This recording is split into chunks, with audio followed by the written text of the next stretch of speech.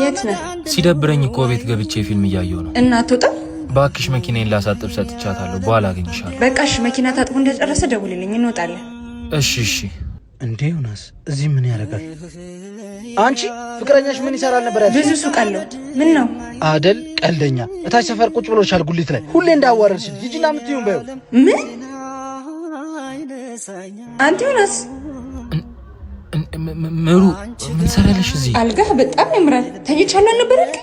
እንደሱ እኮ አይደለም። በጣም ውሸታም ነህ። ዋሽቼሽ አይደለም ልትለኝ? አይደለም እናቴ በጣም አሟት ስለነበር ትንሽ እንድታርፍ አስገብቻት ነው። ደግሞ ሌላ ውሸት። እናቱ ጉሊት ነው የምትሰራው? አዎ። ቆይ ለምን ዋሽ ተቀረብከኝ? ዋሽቼ አይደለም የቀረብኩሽ፣ ራሴን ለማኖር የሚበቃ ነገር አለኝ። እውነት? እነዚህ ምን ትሰራለህ? እናቴን ብዙ ጊዜ ይህን ስራ ላስቆማት ፈልጋለሁ። እሷ ግን ወጥቼ ስገባ ነው ሰላም ማገኘው ብላኝ እምቢ አለችኝ። ከዚህ ቦታ ተነስ። እኔ ብረዳህ የማይረዳኝ ወንድምና ቤተሰብ አለኝ። እማዬ ምርጫ አትስጪኝ። የአንቺን ክብር ላስበልጥ ወይስ የእናቴን ፍላጎት? የሚጠቅምን አንተ ታውቃለህ። ምረጥ ካልሽኝ ያለምንም ሀሳብ እናቴን ነው የምመርጠው። እሳቸውስ የሚያስፈልጋቸውን ነገር ብናሟላላቸው ሀሳባቸውን አይቀይሩ? ችግሯ እኮ የገንዘብ አይደለም መስራት የመፈለግ እንጂ።